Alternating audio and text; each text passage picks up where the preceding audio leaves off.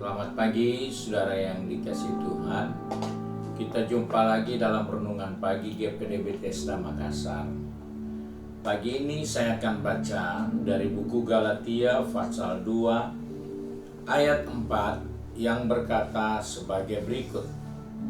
Memang ada desakan dari saudara-saudara palsu yang menyusup masuk, yaitu mereka yang menyelundup ke dalam untuk menghadang kebebasan kita yang kita miliki dalam Kristus Yesus, supaya dengan jalan itu mereka dapat memperhambakan kita. Puji Tuhan, di sini kita menemukan suatu pengalaman dari Rasul Paulus ketika dia berbicara kepada jemaat yang ada pada waktu itu, bahwa di dalam perjalanan pelayanannya, dalam kehidupan pemberitaan Injilnya, dia menemukan bahwa di dalam komunitas anak-anak Tuhan ternyata ada orang-orang yang menyusup masuk. Orang-orang itu seringkali memaksa kehendaknya. Ada desakan dari saudara-saudara palsu yang menyusup masuk, yaitu mereka yang menyelundup ke dalam untuk menghadang kebebasan kita yang kita miliki dalam Kristus Yesus, supaya dengan jalan itu mereka dapat memperhambakan kita.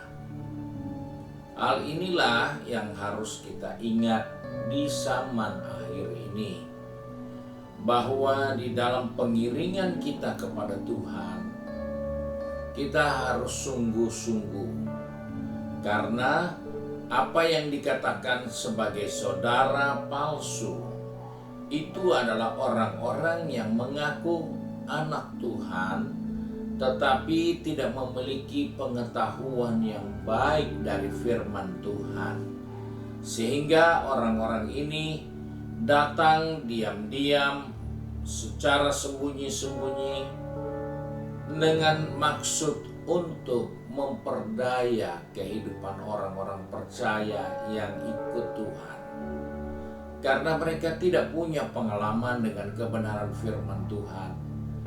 Mereka mengalihkan pengiringan anak-anak Tuhan kepada hal-hal yang tidak ada lagi hubungannya dengan Tuhan.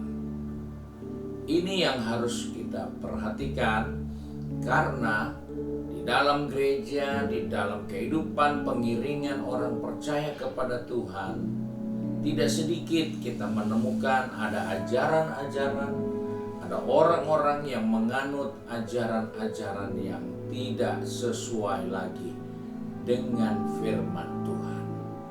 Paulus katakan di sini, mereka itu saudara palsu.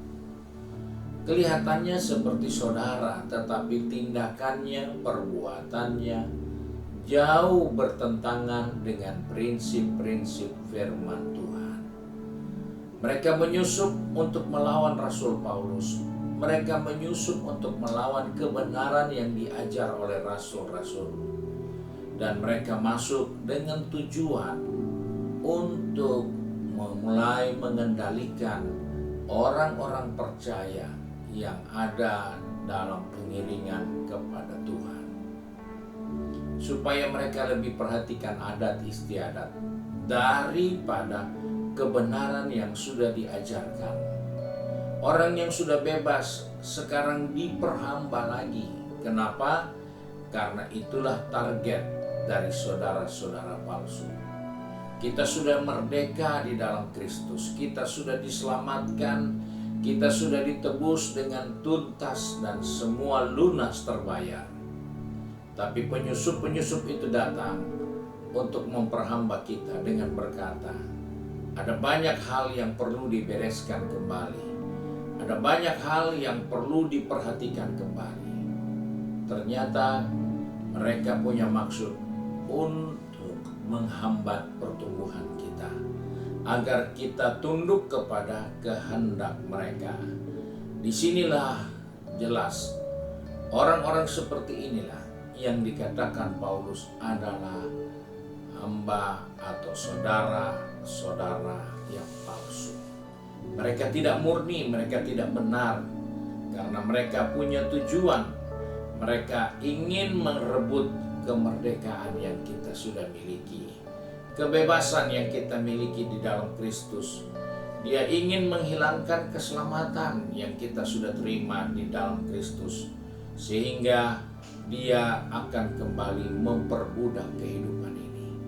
Sebab itu, mari sebagai anak-anak Tuhan, sebagai orang-orang percaya, kita tingkatkan iman kita.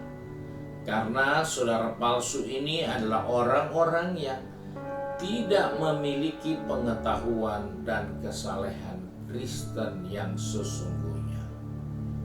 Jadi kalau kita tidak punya pengetahuan yang baik dari firman Tuhan, kita tidak belajar dan kita tidak pahami dengan baik, hati-hati bahwa tanpa kita sadari, kita bisa menjadi saudara palsu di dalam pengiringan kepada Tuhan.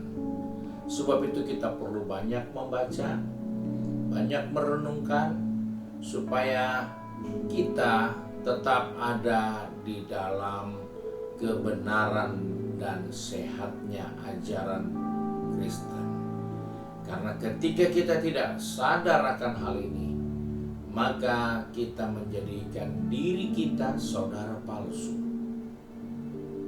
Dan semua yang palsu itu tidak bagus. Semua yang palsu itu tidak ada nilainya.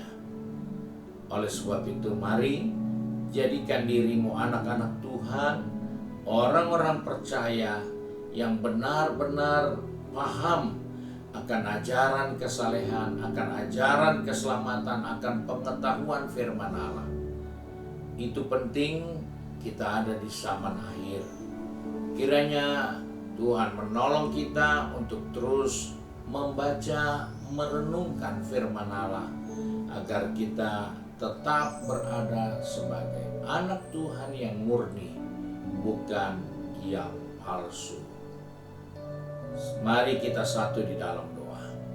Kembali kami datang kepada Bapa di surga dengan mengucap syukur karena pagi ini Tuhan mengingatkan kepada kami bahwa di dalam pekerjaan Tuhan ada orang-orang percaya yang kemudian ternyata mereka bukan lagi orang yang bersungguh-sungguh kepada Tuhan, karena mereka tidak mengerti prinsip-prinsip kebenaran firman Allah, dan mereka mulai mengajarkan hal-hal yang salah dari kemerdekaan yang kami sudah peroleh di dalam Yesus Kristus. Sebab itu Tuhan, pegang tangan kami, atur langkah kaki kami, agar kami tetap terus setia mendengar, merenungkan, bahkan membaca dan merenungkan firman-Mu siang maupun malam, sehingga kami boleh bertumbuh dan kami boleh mengerti semua rencana dan kehendak Tuhan. Engkau tolong anak-anak-Mu yang saat ini sudah ada di tempat pekerjaannya, di tempat bisnisnya, di sekolahnya, bahkan juga sudah sibuk dengan kegiatan rumah tangga masing-masing. Tuhan tolong kami supaya kami sadar, kami paham, untuk kami terus bertumbuh, mengusahakan diri kami untuk mendengar dan mengerti akan firman Allah, supaya kami tidak membawa diri kami menjadi orang-orang Kristen yang palsu, yang tidak mengerti kebenaran, tetapi memaksakan bahwa mereka adalah orang-orang percaya, tapi tidak mengenal kemerdekaan yang diberikan Tuhan atas kehidupan ini. Terima kasih Bapa untuk kebenaran firman-Mu. Kami bersyukur untuk berkat Tuhan sepanjang hari ini. Sebab itu kami berdoa di dalam berkat nama Tuhan Yesus Kristus. Haleluya. Amin. Puji Tuhan. Tuhan memberkati kita dan selamat pagi.